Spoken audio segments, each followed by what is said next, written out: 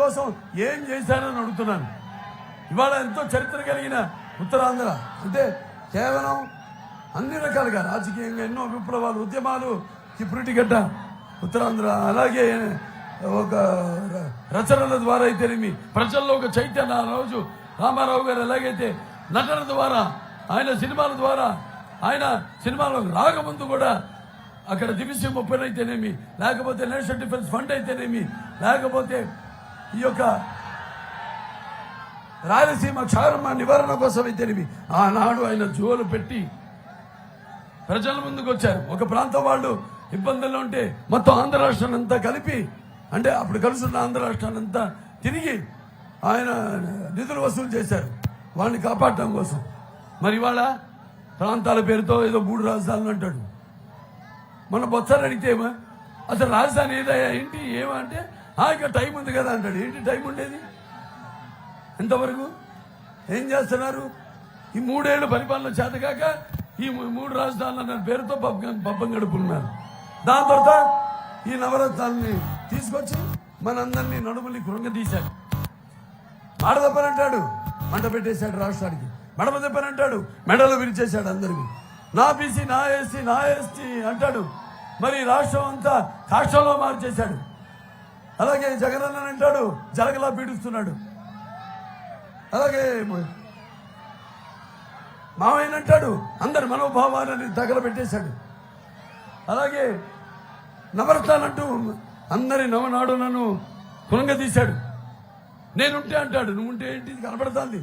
ఎంత కుర్రతో దుర్మార్గం దగ మోసం ఉంటుందో నిరూపించాడు ఈరోజు. అలాగే మనం చూస్తే మన దళితులకు అండగా ఉంటానన్నాడు. మరి ఆ దళితుల యొక్క చావులతో తన ఆకలి కేకలు ఆర్పుకుంటున్నాడు. మద్యపాన నిషేధం అన్నాడు.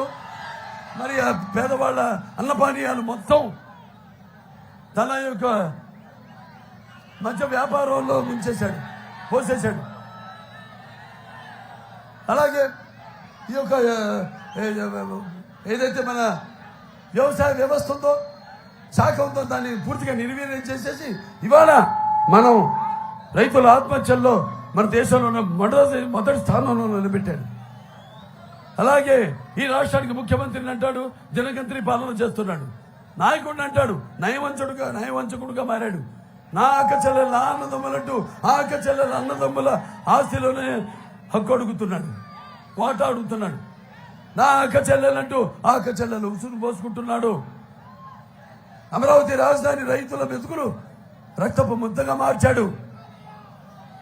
అలాగే ధరలు ఇవాళ చూస్తే ఆకాశానికి అంటుకున్నాయి ధరలు. మరి అటు మీరు చూస్తే విద్యుత్ ఛార్జీలు ఇప్పటిదాకా 7 సార్లు పెంచాడు. ఆర్టీసీ ఛార్జీలు 5 సార్లు పెంచాడు. అలాగే ఈ యొక్క పెట్రోలు డీజిల్ ధరలు, అలాగే ఇంకా మన ఆస్తి మీద పన్ను, నీటి మీద పన్ను, మన ఇంటి మీద పన్ను, అలాగే చెత్త మీద కూడా పన్ను వేసాడు. అటువంటి దుర్మార్గుడు దేన్ని వదిలిపెట్టు. ఇంకా నయ్యం గాలి పీలుస్తున్నాం మనం, అది ప్రకృతిలో భాగం కాబట్టి. లేకపోతే ఆ పీల్చే గాలి మీద కూడా పన్ను వేసేవాడు.